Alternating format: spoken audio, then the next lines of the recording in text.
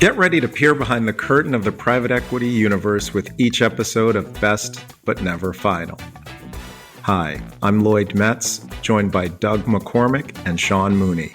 Together, we'll navigate the corridors of private equity, revealing the uncommon knowledge, challenges, successes, and lessons that drive the world of private equity and business forward. Let's go.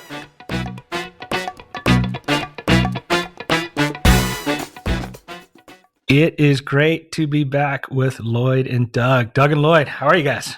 Good. Hey, Sean. Hey, Doug. Good to see you guys. It's always good to be back with the Three Musketeers here. We've got another really interesting kind of pivotal topic. It's more of the one that, candidly, I never experienced in private equity, but I think you guys have. And it's what happens when something goes wrong. Oh, that's funny. Let me guess. You're asking for a friend. Yeah, a friend. Well, a friend of mine, I had plenty of troubles every day. But me, no, it's all up and to the right. I'll take the other side of that argument, which is I can't find a circumstance where there's ever been a deal where everything went right? There's always some bump in the road, some challenge. So this is going to be a valuable discussion. So does that sound like a good topic today, guys? It definitely is. All right, so let's kick it off. The first thing is, how do you all know when something's even going wrong? Yeah, that's a good one, because there's the obvious stuff, right? Your financials, sales, profits, margins, whatever.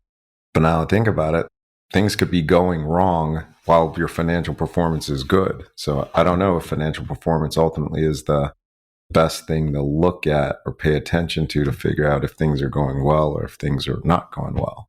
Let's talk about your financial statements, your income statement, your balance sheet, your cash flow. We'll get into maybe the shortcomings on that. But before we get to that, why is that something that is a measure and overall that you would be looking at? Yeah, so I think there are a couple ways that the financial statements can tell you important information about the quality of the operations of the business. So, think about revenue growth. Obviously, that can be a reflection of a bad market or a good market.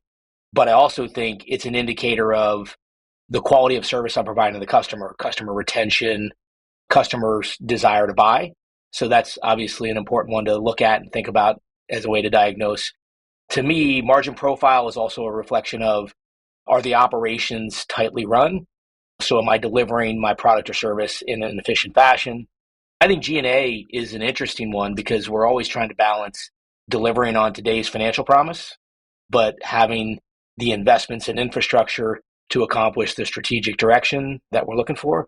That's something that we should be looking at, but it's often not representative of the quality of the business in my mind. And I think while those are super important indicators, I think we all got to acknowledge these are rear view indicators. And so it's not an early indicator sometimes. That's right, Doug. And Sean, I don't know what your experience has been like, but oftentimes the monthly financial reports that we get from companies have a fair amount of detail. So it's not just simply revenues and cost of goods sales, the typical income statement that folks may be used to. There is a fair amount of detail beneath it by segment or by product line or by geography or office or whatever is relevant for the business. But fundamentally, Doug is hit it on the head that your financials are produced 7 to 30 days after the end of the month. So they're rear view kind of numbers, and they don't necessarily reflect the activity, customer activity, your company activity that led to those financial results. So that's one of the biggest shortcomings. And that's what we could talk about it later. But I'm thinking about situations where performance was good for several months, and then it stopped being as good and started to deteriorate. When you peel the onion, ultimately, you realize things had started to unwind during the period when the financial results were still good. So your question has got me thinking about some of the shortcomings of just looking at the financial reports. As I think about what your financials are, right? It's the ultimate kind of ledger of your wins and losses in your record in history, right? So it's kind of like Bill Parcells' kind of famous quote, you are what your record says you are. And it kind of captures your wins and losses, but then you lose your quarterback. What you're going to do going forward is very different. It is what you were, right? And so it is a very accurate encapsulation of the performance of the business. And there's challenges with that, right? You might have had the easy part of your schedule earlier, or there might have been things where your team, you have a bunch of people injured, and what's going to happen going forward is going to be different than what happened in the past. And the other thing that I think with the financials is so much, you could have something going really good in part of your business. And then meanwhile, part of your foundation could be crumbling, and it's masking that. That's exactly right. So it's not just the top line numbers, it's the subtext in between them. The biggest challenge that I look at is it's very much a backwards looking measure versus a forward. And so you don't really know what's coming. Do you guys think of the same way? Agree 100%.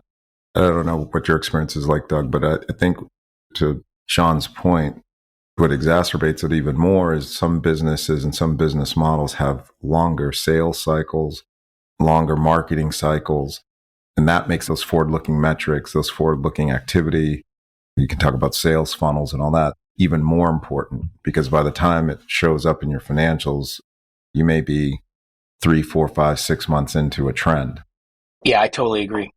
Yeah, Sean, I think it's super compelling the way you're thinking about this is not a homogeneous business, right? I have no business which is homogeneous enough that when I look at the aggregate income statement, it tells me the whole story. And so we often have service businesses that you got to look at it by geography, or we have distribution businesses where you got to look at it by business segment, or manufacturing businesses where you got to look at it by product type. And so I generally find in most of our businesses, there's some parts of the business that are performing above expectation and a number of parts of the business that are performing behind expectation. But that's super valuable insight because it also often tracks like strategic initiatives. Like if I'm investing in a new product, am I seeing that traction? If I've started a greenfield location, am I seeing that traction? There is some really valuable feedback relative to like the strategic roadmap, which I think is another part of the assessment of when you're diagnosing what's going wrong. Sometimes you could have great financials, but not making progress on the strategic initiatives. Yeah, I think like a great example would be if you looked at the first quarter of every kind of cross-ocean shipping company, they probably did really, really well in the first quarter of the year as the entire world was trying to get product into the US in front of the tariffs. Right? The April month, probably not so good. May. And so the numbers can be misleading. But then, as you pointed out, it's like when you pull it apart, there's so much information there. And the other thing I would say is like so many people get caught up on the income statement, but very much it's the cash flow statement and the balance sheet that tell you the better story or the more true story, right? Companies can do things to capitalize costs and kind of hide them. You can see inventory growing tremendously while you're still generating sales. And then A, you're basically capitalizing costs. But B, you've got a problem because your inventory is not selling through or there's a big problem. And so it's not only you have to look at your income statement, but it's all the other statements that tell so much of the picture. That's right. Doug, what's been your experience in trying to, because a lot of what we're talking about is internal. How do you know when it's an external market-driven dynamic? Sean, your example is making me think about that, right? How do you know when you're looking at the reporting packages from our companies, if there's been a market shift, if there's been a market change that's driving the change in the performance? Well, first of all, listen, you bring up a really good point about like the private equity vantage point. I often find that I'm a mile deep and an inch wide in terms of where we are in the portfolio company. It's very easy to be myopically focused. It's hard sometimes to get good quality information about how you should relatively compare yourself to the industry. For me, most industries have some kind of data that you can buy often, which I think is a really good way to kind of measure yourself against the market. And I also find it's an underused resource, but we have these great investment banking relationships because we're paying banks to help us sell businesses and buy business in some cases. And they often have a much better kind of macro view because they're interfacing with our competitive set frequently. And so I find having a couple relationships for each business there where they can help you suss that out, super valuable as well. I'd love to dig deeper into this kind of like how do you diagnose that?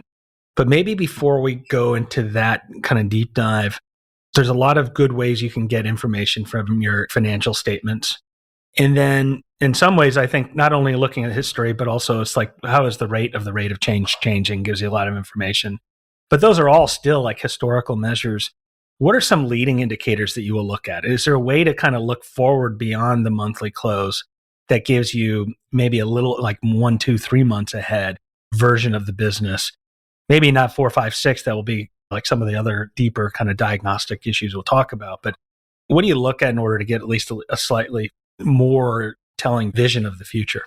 With some of our companies, we do track gross leads and then marketing qualified leads, sales qualified leads, conversions into meetings or orders or whatever's relevant for the business. And that gives you some sense of activity, both from your sales and marketing organization, as well as client activity and market activity. That can be helpful. Again, depending on the business model, sometimes it's matters or cases or projects that are opened. That, again, gives you a forward-looking view of activity. So once a project is opened, then you'll start getting billables or getting revenues or what have you. And you can start to craft a bit of a forward-looking funnel.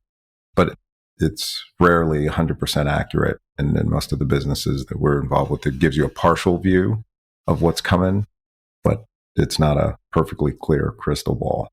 Yeah, Lloyd, I guess for me, I think the key thing you're saying is really what we're talking about are KPIs, key performance indicators, and they're different for every business, right? So for some businesses, that's backlog. We have some businesses where that's employee turnover, right? Because if you have a labor-constrained business, like that's the most important thing between you and your objectives. Sometimes it's yield. It's an understanding of the key drivers of the business and then coming up with the KPIs that matter. I think that's exactly right.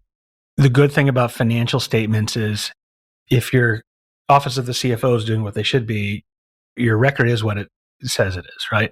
The looking into the future is the harder part, but you kind of have to, right? Do your portfolios do 13-week rolling cash flow forecasts? Do they also do things like reforecast during the year as you get closer? Are they doing any of those kind of things as part of their regular kind of flows? Yes and yes. Yeah, absolutely. Absolutely both in many cases. The reforecast, the 3+9, 6+6, all that, 9+3 definitely is part of the toolkit. It's just kind of human nature in some place. There's a narrative that some leaders want to tell. How accurate do you think they are on these kind of reforecasts, and like how much hope is baked into those at times? That's something we have to track, right? Give me your call, and then did you hit your call? And do you have a history of making or missing your calls, right? We have to track that. Meta-analysis or whatever you want to call it, right? But that's the next level. How good is Sean at making his call? You're doing unto your portfolio companies as your chief revenue officer is probably doing to your salespeople, right? Like a good sales organization, like make your salespeople forecast and then see how accurate they are and then force rank them and against each other and hold them accountable. And you're doing the same thing, sounds like, to your executive teams. Like, hey, are you forecasting well? Or at least, if there's a bias or a tendency, then you can factor that in. Lloyd's always under budget by 7 to 10%. No matter what he says, that's what it winds up being, right? I've heard the study. I can't validate that this is accurate, but somebody told me there was a study where a bunch of private equity guys were interviewed and they were given a bunch of attributes that they were supposed to evaluate their deals with. What was quality of the management team, CEO, CFO, quality of business model, end market, et cetera. And one of the highest indicators that correlated with success was a quality CFO. I think that's interesting, and my belief on that is it's not necessarily because the quality CFO has an outsized impact directly, but businesses that are forecastable and a team that is able to forecast buys themselves time, both in terms of reacting quickly, but also in terms of seeing what's ahead of them so they don't run into the wall. And so just that whole skill set, it's a core competency. Can't agree with you more, Doug. And I thought we had an episode on the importance of a good CFO, but that's what a good CFO allows an organization to do. Buy time to react and anticipate. That is super critical and an underappreciated capability that a good CFO brings to a company. It's something I think we've talked about. And I know even when we were hiring a CFO here, it's just the idea of like, if there's a hierarchy of CFOs, it's like the good kind of accountant controller will tell you what the numbers are. A super controller can tell you why they happened. They don't get to CFO and they can tell you what will happen. Exactly. And then the strategic CFOs will tell you not only what will happen, but here's how you change the future. And that's invaluable. This episode is brought to you by HCI Equity Partners, a lower middle market private equity firm focused on partnering with family and founder-owned manufacturing, service, and distribution companies. ICV Partners, an innovative private equity firm supporting management teams of leading companies at the lower end of the middle market. And BluWave, the business builders network, connecting the most proactive business builders in the world with the best of the best service providers for critical, variable, on-point, and on-time due diligence and value creation needs. Now, back to the episode. I think the clear thing here is it's not easy to tell in real time. I guess over time, it becomes very clear, right? And eventually, like we used to have what I would call the 3 board meeting problem when I was in your suit. And you get to the first board meeting in March and you could see kind of like something's going on in the numbers. You didn't quite know. And like you kind of see wisps of smoke coming up from the financial statements. And the second board meeting, now you're seeing tips of flames. My friend is seeing, not me, of course, I never had any problems. But the second meeting, my friend is seeing tips of flames. And he goes, team here, I thought you said you were on this. And the third board meeting, it's like, there's a fire. I'm ready to get my fire extinguisher. And like, like everyone's running around and it's like crazy. Check that door for heat. Yeah. You're like, code red. And like, it's just chaos. So it's not easy. All people in PE, they're used to doing this in the management teams, but eventually you figure it out. But let's maybe now go back into that deep dive. Like you've got the spidey sense often. Like you don't even know why, but you have a sense that something is going wrong. How do you then kind of diagnose that? Like what's the process to say, let's figure out, here's what really is happening? That to me, I think is often the hard part because rarely I find is it sort of one thing. It's often a combination of a few things that lead to the fire image that you were talking about, right? And figuring that out can be hard, particularly if it cuts across dimensions like leadership, not always the C-suite leadership, but sometimes it's a layer down in the supervisory managerial leader group, unclear KPIs, unclear objectives, inconsistent review of activities and results that can lead to some of these problems bubbling up. To use your example, right? Inconsistent maintenance allows for a frayed wire or overloaded circuit to be missed. And then you go to the operational part. There may be something going on in operations that isn't quite working right. And you put those two together and that can lead to that spark that leads to the smoke and fire and flame in your example, right? Figuring those things out is tricky because rarely are those functional groups, let's say sales and operations, rarely are they looking at the same KPIs. Are they realizing that some of the activities that sales is undertaking is driving the problems in operations, right? The root may be in the sales and what kind of business they're bringing in, but the problem shows up in operations. And unless you find a way to bridge those two organizations and have some kind of conversation and dialogue, they may not be able to figure it out on their own. And that's just one example.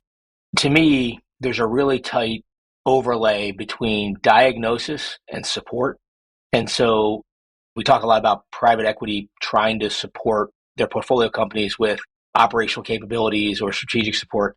So when I have a spidey sense something's going wrong, my first instinct is to support the team to be successful more, because like I often find like the root causes are hard to discern in a board meeting with board meeting deck. Like the board meeting is designed to process information and make decisions and kind of course correct relative to strategic direction. But it takes like hands-on work with your team to really understand if I have an inefficiency problem on the shop floor where I'm not manufacturing effectively, or I've got a pricing problem. That's like a really good opportunity for our team to be side by side with the functional leaders of that business and then really come to the table with critical insights as you're making recommendations about like what you're going to do differently. Yeah, that's where in the private equity model, both the private equity firm and the outside resources and the company have to roll up their sleeves and literally hole up in a conference room and go walk the floor and figure out what's going on. And let's just comment about the other thing that happens with support. The ability to evaluate someone's contribution in a board meeting is pretty limited, right? It's how well do they speak? How well have they prepared for the board meeting? If you're supporting, it means you're working with them extensively in daily activities related to the business. And I think you have a much more informed opinion, not only of the problem, but the quality of the team members that you're working with. So I think it's informative on team and problem. Yeah. You learn a lot more about the teams, the organization, and the depth of talent in a company in these moments. You really do see who knows their stuff when you roll up your sleeves and try to root out some of these issues. Yeah, that was always one of the best, I think, interview questions is when you're looking at executives. I don't want to know when the whole market was going up. Tell me what happened when everything was going wrong. What happened? Do they have that kind of tenacity, the grit, the resilience to kind of just keep on fighting through something? And some of the characteristics that I'd love to hear what your experience has been, Doug, but it's when somebody who's below the C-suite, that leadership core, what kind of curiosity level do they have? What kind of problem-solving inclination do they have? That initiative, that drive to go figure this out because they know something's not right. And when you get down with them and you talk to them and you figure out what do they need, this is where, Doug, you're saying the support comes from, right? So do you need outside resources? Do you need additional resources? Do you need to pull people in from some other part of the company? What do you need? And those folks who have those characteristics, that package of attributes, those are great people to work with because you know how to support them because they'll tell you what they need. They'll tell you what the problem is that they have in figuring the problem out, right? Those are ways that private equity, when it's working at its best, finds a way to support that group of people. It's really exciting.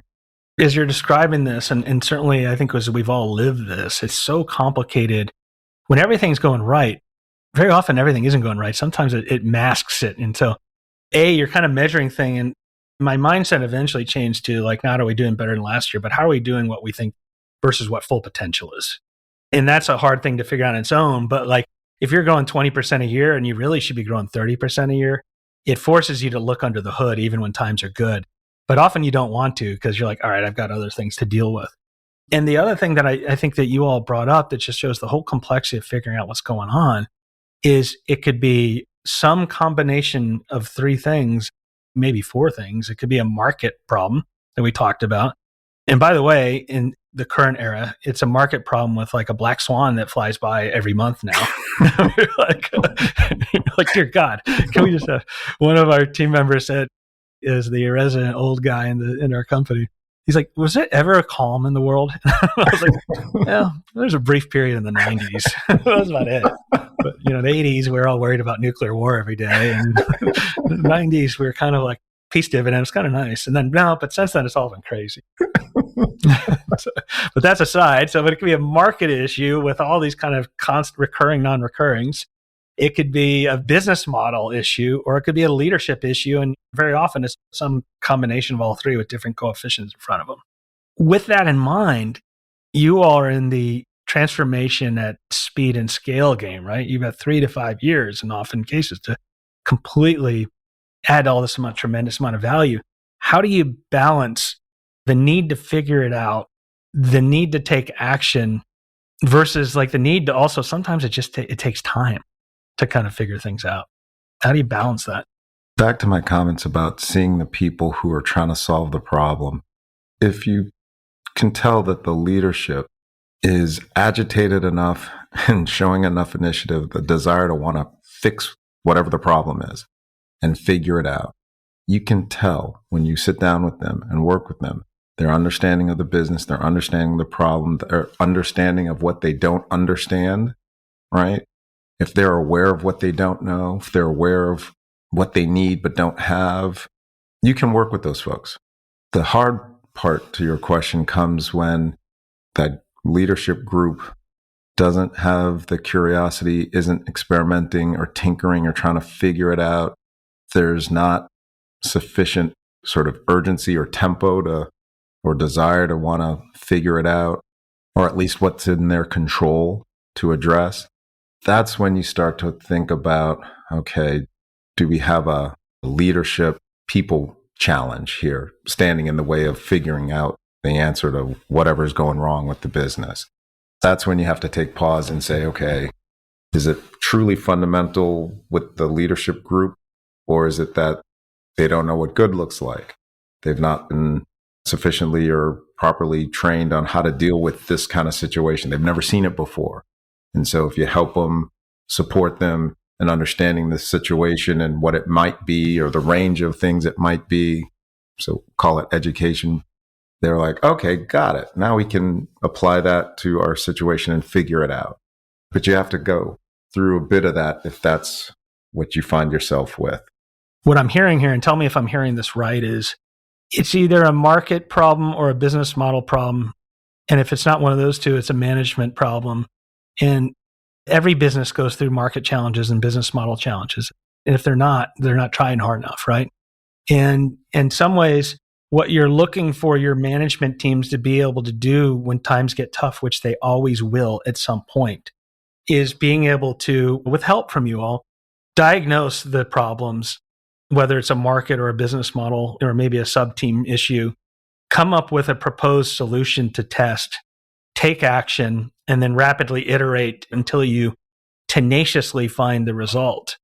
And if they're not able to do that, and or they have a team that's not able to do that, it's likely the problem rests at the top.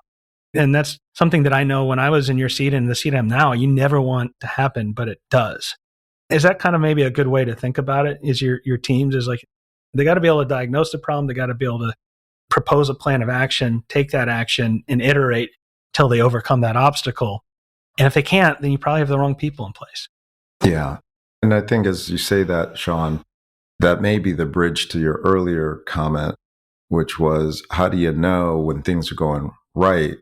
Are you still underperforming your potential, right? So I think you said you're growing at 20%, but you could be growing at 30. I think if you start doing more of those people and organizational and team assessments and leadership assessments to figure out those three elements that you laid out, that may help you unlock the way to get closer to your potential, whatever you think that may be, right? Because the way you set this up, the company had been doing well. Now it's not, or it's underperforming expectations.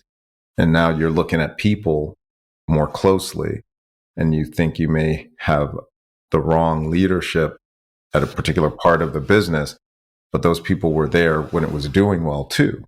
So that puts you in a little bit of a box.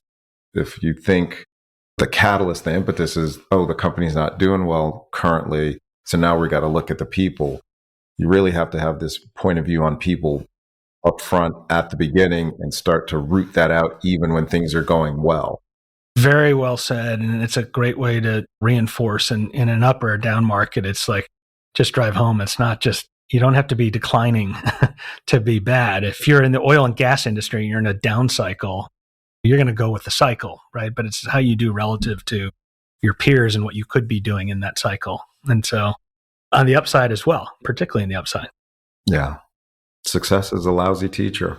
Yeah. So it was interesting. So I was talking with a friend of mine recently who's runs a successful public equity investment firm. And when he started off his career, he was right at a young age, was given a large portfolio at the investment bank he was given to manage. And he would come home every day, he's like, I lost like all this money. And he thought it was the end of the world and blah, blah, blah. And he's just like beating himself up. But what he didn't know was his portfolio was going down, but it was going down at half the rate of all the people he was working with. And his bosses were like, whoa. And then I was recently asking him, this is a bit of a side, but my son has expressed interest in investing. He has a little bit of like prize money he won from a science competition that he's going to put to work. And I was like, had this really elegant, like diversified portfolio that I was going to instruct him on. And I was talking to my friend. He's like, no, tell him he can only invest in 4 stocks and hope to God he loses every dollar of it. He goes, because he goes, like, pain is the best teacher. You know, like, and I'm like, I like the way you think. I think this is going to be a negotiation with my wife, but but I like the way you think. Kind of roundabout way is just like you said, like success is not, can cloud what you could be. That's right. Was it you, Sean, who asked the question about patience in this diagnostic phase? That's tension for sure, built-in tension dynamic, right? Because we're on the clock, as we talked about in previous episodes, time, IRR, returns, getting change in place faster, initiatives take longer or get more time to bear fruit. So you want to move faster in private equity, and you definitely want to figure it out. But I guess I try to push my portfolio management partners to figure things out fast instead of taking a long time to deliberate, get the data, get the information, figure out sort of most likely causes, and then go test it. And if that turns out to be part of the problem, address it quickly and then go to the next one quickly, as opposed to taking long, drawn out, multi-week, almost like consulting like projects to figure stuff out. You can break it up into little smaller pieces, smaller chunks, and do the work, do the analysis, get it, forget 80-20, maybe 2/3, 1/3 kind of rule, and then test and go. And then go to the next and go to the next and start chopping the problem down that way. Yeah. Don't let perfect be the enemy of good enough, you know? That's right. That's exactly right. It's funny. That is more rare than I would have thought. That thought, and I still do think, that approach, when you say it at the board level or if you say it at the C-suite level, I would think would be liberating, freeing, take some of the pressure off. But somehow, more times than I would like to admit, it feels like it doesn't. I don't know what's behind that, but telling people that you don't have to have the perfect, absolute, complete answer, but just get at it, experiment, tinker, try, and come up with another approach. If it doesn't work, not everybody responds to that. And I'm kind of puzzled by it. Yeah, there's a lot that I think the kind of VC and tech world can and has learned from private equity. The one thing that I think coming more and more appreciated from the venture capital world is this like fail fast, rapid iterations, like test and go, as you kind of said, like test and go, test and go. I think there's great lessons in that. And I think it's clear that when you do that, you end up being right. It's a bit of a white knuckler in terms of you're like, like grabbing your hand on the steering wheel. Like you can see it imprinted at the end, but it works so well. So we'll bring the conversation to kind of full circle here. You've kind of done the diagnostic and you realize you're below full potential, and it just ends up that you might have a management issue. How do you get to that point? And then what do you do? Because that's the hardest thing. And that was always the moment where I would have like the sickest feeling in my stomach, because that's the last thing you ever want to do. But you kind of have to do. And if you don't, you're doing a disservice to everyone else. Well said, Sean. Reputationally, that's private equity's go-to move, right? Firing everybody or firing people. But that's not our go-to move. We've talked about it. First step is support people, educate them, give them the resources, tools to go figure out and tackle the problem. But as we talked about just a few minutes ago, if the leadership is missing some of those key attributes, then you have to make a change, right? Because it does affect the broader culture and it does permeate throughout the organization. And it unfortunately can take a while to go find the right replacement. We've talked about this also in previous episodes. You have to be very intentional and very clear about, for any given role, whether it's CEO or chief commercial officer or CFO or technology or operations, you have to be super clear and intentional about what you want that role to do. And the person who's in that role, what do you want them to do and how do you want them to do it? And that can help streamline a search process, whether you do it through an executive search or through your own network or your operating executive network for your firm. But I think that cuts a lot of time out of the process and also increases the likelihood that you'll get the right fit for the position. But generally, I think you got to assume the better part of 3 to 6 months to get a full-time replacement in seat. And the 6 months or so after a new executive is in seat, it's not just finding the bathroom, but it's building trust, right? They're in a new organization. They have to earn the trust of the people in the organization, and that can take time. And that's a whole skill set in and of itself. Some people know how to build trust quicker than others. And again, that's part of what you have to, I think, screen for upfront when you decide to make a change. One of my board members, he has a belief. He says, no leadership is better than bad leadership, right?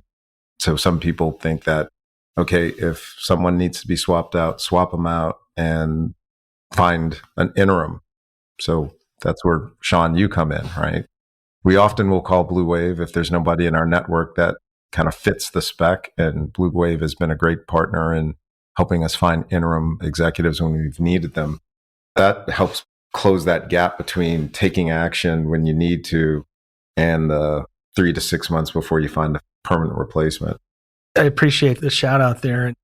2 of the top 5 use cases that we get called from private equity firms every single quarter are recruiters who are specialized and interims.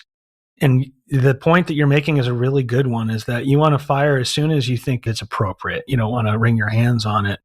I think when you're doing that, you also have to have a very sober understanding of why. A lot of times that leader failed because they weren't given the resources they needed. And so I think that's something, when you get to that point, it's a period of like open reflection of like, okay, what do we need to enable this next leader to be successful? Because you don't want to make this change again. And then to your point, it's fire fast, but it's hire slow. Like, get the next one right. And it's 4.1% inflation, like all-time hot market still. And so it's going to take time to get that next A leader. And so I do think a life hack is like have an interim ready so you can have someone kind of tending to the machine while you're getting the next best person in the absolute like highest probability way possible. In the same vein, you can't wring your hands on that either. And none of this is easy.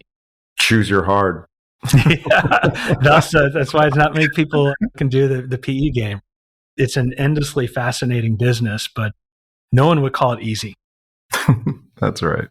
All right. Well, this has been another, I think, really good kind of pillar of the challenges, the opportunities, the way of the private equity industry, and really appreciate you all kind of having a candid discussion on a difficult topic.